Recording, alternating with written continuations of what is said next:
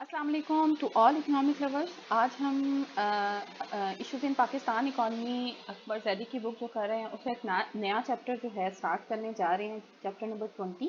ٹھیک ہے, اس سے پہلے ہم چیپٹر نمبر 19 بھی کر چکے ہیں اور چیپٹر نمبر 22 بھی کر چکے ہیں. سو ہم جو سوشل سیکٹرز سے ریلیٹڈ ٹاپکس ہیں, ٹھیک ہے, وہ ہم پہلے کور کر لیں گے اور پھر ریسٹ آف دا بک جو رہ گئی ہے ہماری وہ ہم اس کو بعد میں کور کر لیں گے. سو آج کا جو چیپٹر ہے وہ بیسیکلی ہے سوشل سیکٹر 2. ٹھیک ہے, اس سے پہلے جو 19 چیپٹر ہم نے کیا تھا وہ سوشل سیکٹر 1 کے اوپر تھا.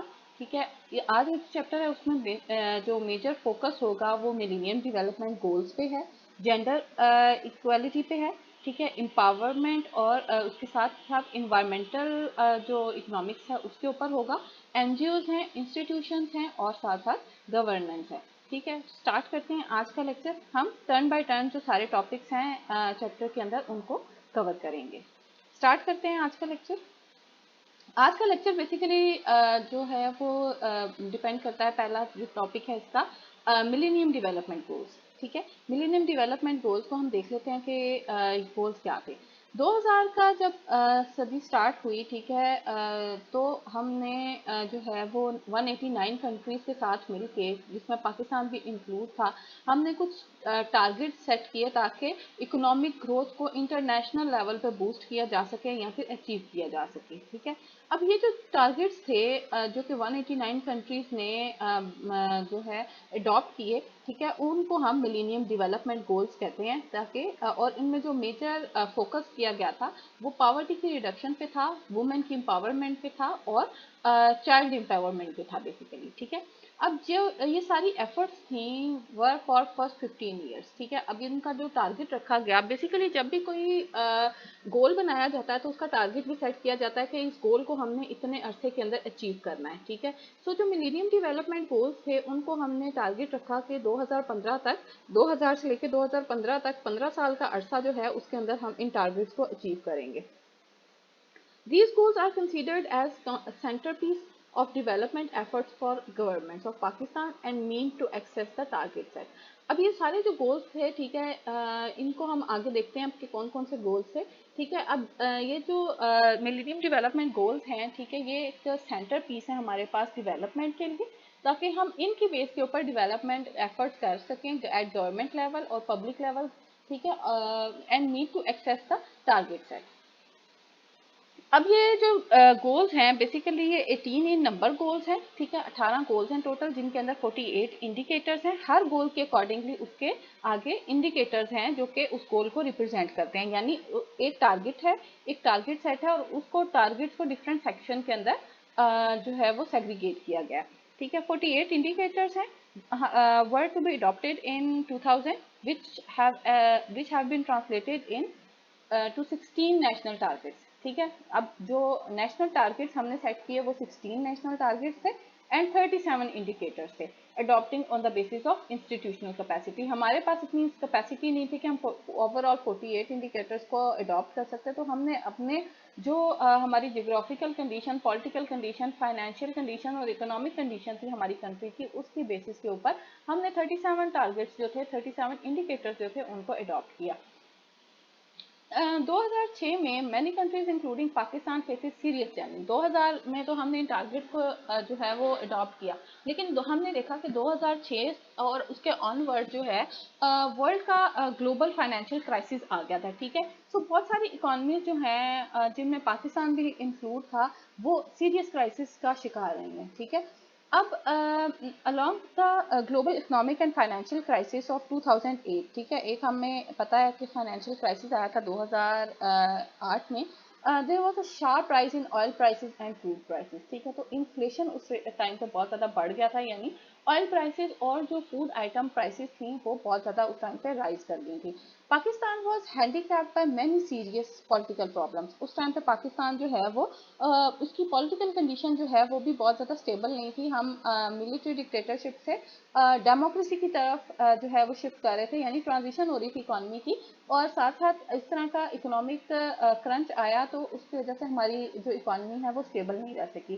بہت ایکسٹرنل اور ڈومیسٹک فیکٹر جو ہیں اس میں انوالو تھے, اور یہ آیا تھا 2006 میں. consequences enhanced by earthquake. ٹھیک ہے, اب ہمیں پتا ہے کہ 2008 میں پھر ایک جو ہے earthquake آیا, جس کی وجہ سے مزید ہماری جو اکانومی ہے بہت ڈسٹروائے ہوئی. فلڈ آیا, ٹھیک ہے, فلڈ کی وجہ سے ہیوی مونسون آئے ان ایئرس میں, اور جس کی وجہ سے فلڈ کی وجہ سے مزید ہماری اکانومی جو ہے وہ ڈاؤن ہوئی.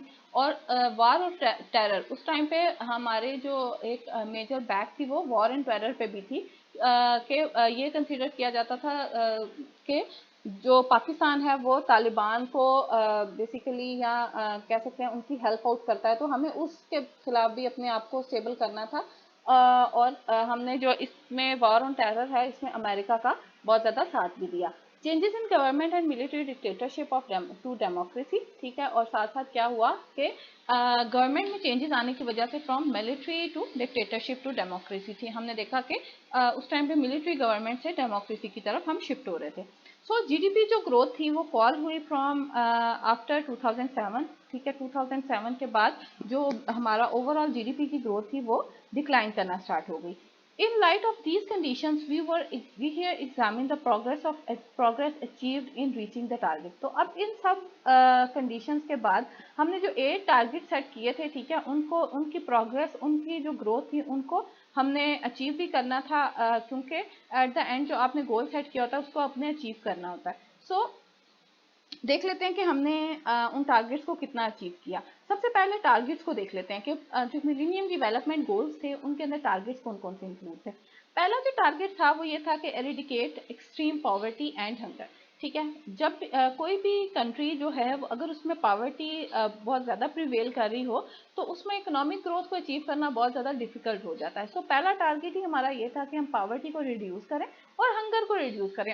obviously اگر پاورٹی ریڈیوس ہوگی تو ہنگر بھی ریڈیوس ہوگی, یعنی فوڈ اسٹیبلٹی کی بھی بات ہوئی ساتھ ساتھ. اور اس کا جو مین پورشن تھا کہ share of poor people reduce by 50%. Target جو تھا اس کا وہ یہ تھا کہ پاورٹی کو 50% یعنی ہاف لیول تک ہم نے کٹ ڈاؤن کرنا ہے. دوسرا ٹارگیٹ کی اگر بات کریں تو دوسرا ٹارگیٹ تھا اچیو یونیورسل پرائمری ایجوکیشن. دوسرا لٹریسی ریٹ کے اوپر تھا کہ پاورٹی کو تو ہم نے ریڈیوس کیا, اس کے ساتھ ساتھ ہمیں ایجوکیشن کو امپروو کرنا ہے, لوگوں کو امپاور کرنا ہے بیسیکلی, ٹھیک ہے. اور اس میں جو ہمارا ٹارگیٹ تھا وہ یہ تھا کہ 90% of children in primary school, ٹھیک ہے, 90% ان کا انرولمنٹ ریشو, اور ساتھ ساتھ ان کی جو سسٹینیبلٹی ہے کہ وہ اٹینڈ کرتے رہے اسکول کو, ٹھیک ہے, اس کو بھی انشور کروانا تھا. تیسرے ٹارگیٹ پہ آتے ہیں. اگر تیسرا ٹارگیٹ ہم دیکھیں تو وہ تھا promote gender equality and empower women, ٹھیک ہے. جب تک کسی بھی کنٹری کے اندر جینڈر ایکوالٹی نہیں ہوتی یا پھر اس ایریا میں میل اور فیمیل ڈسکریمنیشن جو ہے وہ بہت زیادہ ہوتی ہے رائٹس کی, تو اس میں اکنامک گروتھ کو اچیو کرنا ڈیفیکلٹ ہو جاتا ہے, ٹھیک ہے. سو یہ بھی ایک ٹارگیٹ رکھا گیا کہ ہم جینڈر ایکوالٹی کو پروموٹ کریں گے بیسیکلی, اور ساتھ ساتھ کیا کریں گے, اپنی وومنز جو ہیں ان کو اکنامک ایکٹیویٹیز کے اندر انوالو کروائیں گے, ٹھیک ہے. سو اس کا جو مین ٹارگیٹ تھا وہ کیا تھا کہ equal number of girls and boys started school, ٹھیک ہے, تاکہ ہماری جو اسکول انرولمنٹ ریشو ہے وہ میلز اور فیمیل دونوں کی ایکول ہونی چاہیے. چوتھا ٹارگیٹ کی اگر بات کریں تو ہم کہتے ہیں کہ چائلڈ مورٹیلٹی کو جو ہے وہ ریڈیوس کیا جائے, ٹھیک ہے. 17,000 fewer children died each day than in 1990, ٹھیک ہے. سو ہم نے مورٹالٹی ریٹ کو کم کرنے کا بھی ٹارگیٹ رکھا. اس سے نیکسٹ جو ٹارگیٹ تھا وہ تھا امپروو میٹرنل ہیلتھ, ٹھیک ہے, جو کہ ہمارا اگین مورٹالٹی ریٹ سے ہی لنک کرتا ہے. اور ساتھ ساتھ جو اگر 6 ٹارگیٹ کی بات کریں تو combat HIV AIDS malaria and other diseases, ٹھیک ہے. ڈفرینٹ جس طرح کی ڈیزیزز ہوتی ہیں, ٹھیک ہے, ان سے بچنا, پولیو وغیرہ ان سے بچنا, ٹھیک ہے, یہ ساری ڈیزیزز جو ہیں ان کا بچاؤ بھی ضروری ہے. تو fever people infected by HIV AIDS and malaria each year, یہ ہمارا انڈیکیٹر تھا. ساتواں جو اگر ٹارگیٹ تھا اس کو دیکھیں تو انشور انوائرمنٹل سسٹینیبلٹی, ٹھیک ہے, انوائرمنٹل سسٹینیبلٹی کو انشور کرنا. 2.3 billion people گینڈ access to clean drinking water, ٹھیک ہے. انوائرمنٹ اگر ہماری سسٹینیبل رہے گی تو آبویسلی ہماری جو نیچرل ریسورسز کی ایکسیسیبلٹی ہے وہ امپروو ہوگی. سو کلین اینڈ ڈرنکنگ واٹر جو ایک بیسک نیسیسٹی ہے H and every human being کی, ٹھیک ہے, اس کو انشور کروانے کی اس میں ٹارگیٹ رکھا گیا کہ 3.2 بلین جو پیپل ہیں ان کو جو صاف پینے کا پانی ہے, ایسا پانی جو کہ امپیورٹی سے پاک ہو, جو کہ پینے کے قابل ہو, ٹھیک ہے, اس کی اویلیبلٹی ہونی چاہیے.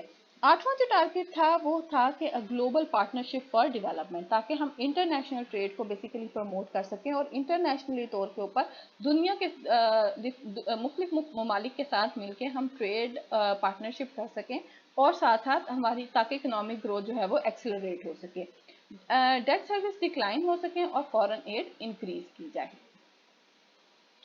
अब पाकिस्तान में ने इनमें से कौन कौन से टारगेट्स जो हैं वो अडॉप्ट किए, ठीक है, हमने ये तो ओवरऑल टारगेट्स देखे। अब पाकिस्तान में अगर टारगेट्स की बात करें मिलेनियम डेवलपमेंट गोल्स की, तो उनमें कौन कौन से टारगेट्स इंक्लूड थे कि पहला टारगेट था नो पावर्टी, ठीक है, नो पावर्टी, या फिर हमने जो हमारा इंडिकेटर था कि 50% रिडक्शन ऑफ पावर्टी, ठीक है। दूसरा जीरो हंगर, ठीक है। तीसरा हमारा था गुड हेल्थ एंड वेलबींग। चौथा टारगेट इसमें क्वालिटी एजुकेशन। पांचवा टारगेट जो था वो हमारा जेंडर इक्वालिटी पे था। छठा हमारा clean water and sanitation system. और सातवां जो था वो अफोर्डेबल एंड क्लीन एनर्जी, ठीक है। इसमें आपकी जो बायोगैस या फिर रीन्यूएबल एनर्जी सोर्सेज हैं वो भी सारे इंक्लूडेड हैं, ठीक है। एक जो टारगेट था हमारा decent work and economic growth. Basically decent work का मतलब ये है कि एम्प्लॉयमेंट अपॉर्चुनिटीज ऐसी जनरेट की जाए जो कि वर्कर्स विलिंग टू डू हैं, ठीक है, जो काम लोग करना चाहते हों ऐसी एम्प्लॉयमेंट अपॉर्चुनिटीज जनरेट होनी चाहिए। फिर नावा का टॉपिक हम देखें, टारगेट देखें, तो उसमें हमारी इंडस्ट्री इनोवेशन एंड इंफ्रास्ट्रक्चर, ठीक है। इंफ्रास्ट्रक्चर की इंप्रूवमेंट बहुत ज़्यादा ज़रूरी है इकोनॉमिक ग्रोथ के लिए। 10वां टारगेट अगर हम देखें तो रिड्यूस इनइक्वालिटीज़, ठीक है, वो हमने देखा पहले कि जेंडर इक्वालिटी को प्रमोट करने की बेसिकली बात थी। 11 टारगेट थी सस्टेनेबल सिटीज़ एंड कम्युनिटीज़, ठीक है। सस्टेनेबल सिटीज़ एंड कम्युनिटीज़ अगर हम देखें तो ये हमारा जो टारगेट था। फिर रिस्पॉन्सिबल कंजप्शन एंड प्रोडक्शन, ठीक है, ये सारे टारगेट इसमें थे। Climate action, life below water, life on land and peace and justice, ठीक है, और साथ साथ हमारी पार्टनरशिप फॉर गोल्स थी। प्रोग्रेस अगर हम इन टारगेट्स में देखें अपनी, ठीक है, हम वन बाय वन टारगेट में अब प्रोग्रेस देखते जाते हैं। तो eradicating extreme poverty and hunger, हमारा जो गोल था वो ये था कि पावर्टी को हमने कम करना है और हंगर को रिड्यूस करना है, ठीक है। तो with decline in economic growth हमने देखा कि पिछले सालों में यानी 2006 से ऑनवर्ड हमने बहुत ज़्यादा इकोनॉमिक क्रंच देखा, इकोनॉमिक क्राइसिस था, कंट्री के अंदर इन्फ्लेशन बहुत ज़्यादा हाई थी, ठीक है, और ग्रोथ लेवल्स जो थे वो बहुत ज़्यादा डिक्लाइन कर रहे थे। तो this come to the removal of large number of subsidies. अब जो गवर्नमेंट सब्सिडीज दे रही थी पुअर के लिए या लोकल पीपल के लिए, तो वो सब्सिडीज जो है वो रिमूव कर दी गई या फिर कम कर दी गई, and the proportion of poverty increase. जब सब्सिडीज कम की जाती हैं तो पॉवर्टी मजीद बढ़ जाती है, ठीक है। तो हमने देखा कि टारगेट हम तो अचीव नहीं कर सके बल्कि पॉवर्टी इंक्रीज हो गई। अब इस सब का नेगेटिव इम्पैक्ट आया ह्यूमन डेवलपमेंट के ऊपर, क्यों पॉवर्टी इंक्रीज हुई तो लोग स्किल्स तो अचीव नहीं कर सके या फिर एजुकेशन की तरफ नहीं जा सके, और साथ साथ कंट्री की ability to achieve the millennium development goals जो है वो भी कम हो गई। लो इन्फ्लेशन जो है वो इंक्रीज हुई, ठीक है। अब हमें चाहिए क्या, मतलब चाहिए क्या था इन टारगेट्स को अचीव करने के लिए? लो इन्फ्लेशन होनी चाहिए थी, यानी इन्फ्लेशन अगर डिक्रीज हो, साथ साथ जॉब अपॉर्चुनिटीज अगर प्रोड्यूस हो, और हाई ग्रोथ जो है होनी चाहिए इकॉनमी में, और अराउंड 7% जो है चाहिए हमें। एक रिपोर्ट के मुताबिक, वर्ल्ड बैंक की रिपोर्ट के मुताबिक हमें 7% इकोनॉमिक ग्रोथ चाहिए थी उस टाइम पे, ताकि हमारी पावर्टी जो है, हमारा target 50% reduction of poverty till 2015 उसको हम अचीव कर सकें। नेक्स्ट गोल की अगर हम बात करते हैं तो सेकंड गोल हमारा था अचीविंग यूनिवर्सल प्राइमरी एजुकेशन, ठीक है। यूनिवर्सल प्राइमरी एजुकेशन को अचीव करना जो हमारा गोल था, उसके अंदर 3 हमारे टारगेट्स थे, 3 इंडिकेटर्स थे, ठीक है। पहला इंडिकेटर था नेट प्राइमरी इनरोलमेंट रेशियो, ठीक है। प्राइमरी इनरोलमेंट बेसिकली हमें लोगों को स्कूल जाने पे जो है वो मोटिवेट करना था। दूसरा हमारा था completion rate for grade from grade 1 to 5। लोग इनरोल तो हो रहे थे, ये भी ऑब्जर्व किया जा रहा था कि लोग इनरोलमेंट तो करवा रहे थे लेकिन अपनी प्राइमरी एजुकेशन भी इवन वो कंप्लीट नहीं कर पा रहे थे, वो स्किप कर जाते थे स्कूल। ड्रॉप आउट रेशियो जो है वो बहुत ज़्यादा थी, तो उसको रिड्यूस करना भी हमारा एक इंडिकेटर था। थर्ड अगर इंडिकेटर देखें तो लिटरेसी रेट, और लिटरेसी रेट को इम्प्रूव करवाना कंट्री के अंदर, ये हमारा टारगेट था। अब अगर जब हमने प्रोग्रेस इसकी देखी तो हमें पता चला कि नेट इनरोलमेंट जो है वो रिमेन बिलो 60% रही हमारी, ठीक है, 60% से कम रही अंटिल 2009 اور جو ٹارگیٹ تھا وہ تقریباً تھا 100% نیٹ انرولمنٹ کا کہ سب کو اسکول جانا چاہیے. ٹھیک ہے, ratio by 2015 requires an increase of 40% in next. تو اگر ٹارگیٹ کو ہم نے اچیو کرنا تھا تو 2009 تک اگر 60% لوگ اسکول جا رہے تھے, ان کی انرولمنٹ ریٹ جو ہے وہ 60% تھی, تو 40% جو ہے ہمیں نیکسٹ 6 ایئرز میں اچیو کرنا تھا. Completion rate of students enrolled in primary school also present a dismal scenario because it provides an around 50% enrollment not complete their 5 years of schooling. Okay, اب جو کمپلیشن ریٹ تھا ہمارا students کا جو کہ پرائمری لیول کے اوپر انرول ہو رہے تھے, وہ بھی جو ہے وہ ڈکلائن کرتا جا رہا تھا. وہ سینیریو جو ہے ہمیں بتا رہا تھا کہ یہ بھی ڈکلائن کر رہا ہے, اور ہمیں بتا رہا ہے کہ 50% جو انرول ہو رہے ہیں لوگ وہ اپنے پہلے 5 سال جو یا پرائمری ایجوکیشن کمپلیٹ نہیں کر رہے, یعنی ڈراپ آؤٹ ریشو جو ہے وہ بہت زیادہ تھی. Literacy rate was also short. ٹھیک ہے, لٹریسی لیول ہمارا بہت زیادہ تھا. اور اگر ہم جینڈر بیس لٹریسی کو دیکھتے ہیں تو وہ اور زیادہ ڈسکریمنیشن اس کے اندر ہمیں ملتی ہے. ٹھیک ہے, so short of millennium development target ہمارا کیا تھا لٹریسی کو اچیو کرنے کا, وہ بھی 88% تھا. It marginally improved to 57%. 57% تک ہم نے اچیو کیا, لیکن ہم 88 تک نہیں پہنچ سکے. Need of female literacy specifically in rural areas need to be ایکسلریٹیڈ. ٹھیک ہے, اب اس کو امپروو کرنے کے لیے ہمیں اس ٹارگیٹ کو بیسیکلی جو ہے اچیو کرنے کے لیے ہمیں کیا چاہیے تھا کہ وومن کی basically participation in literacy rate اس کو ہم امپروو کروائیں, تاکہ کیونکہ ہمارا جو فیمیل اور میل کی پاپولیشن ہے اس میں فیمیل کی پرپورشن زیادہ ہے. اگر اوور آل پاپولیشن بیس دیکھتے ہیں ہم, تو ان کی پارٹیسپیشن ان ایجوکیشن سیکٹر یا پھر لٹریسی میں ان کی پارٹیسپیشن زیادہ جو ہے وہ بہت زیادہ سگنیفیکینٹ ہے. گول نمبر 3 کو دیکھتے ہیں اگر, تو promoting gender equality and women empowerment. ٹھیک ہے, جینڈر اکوالٹی کو اگر ہم دیکھتے ہیں تو دا پروگریس از ناٹ انف. ٹھیک ہے, ہمیں انف پروگریس اس ٹارگیٹ میں نہیں نظر آتی. پاکستان جو ہے وہ مسنگ جینڈر اکوالٹی. ٹھیک ہے, ابھی بھی ہماری ایون 2015 کے ابھی تک جینڈر اکوالٹی جو ہے وہ اچیو نہیں ہوئی. ان ایکوالٹی بہت زیادہ ہے. پرائمری اور سیکنڈری ایجوکیشن لیول پہ بھی جینڈر ان ایکوالٹی ہے. لوگ بیٹوں کو اسکول میں جو ہے وہ پریفر کرتے ہیں ان کو بھیجنے کے لیے, کیونکہ وہ سمجھتے ہیں کہ وہ ان کو فیوچر میں کما کے لا کے دیں گے, لیکن جو گرلز ہوتی ہیں ان کو اسکول میں بھیجنے کو پریفر نہیں کیا جاتا. لٹریسی ریٹ آف وومن جو ہے وہ امپروو ہوئی فرام 42 to 45%.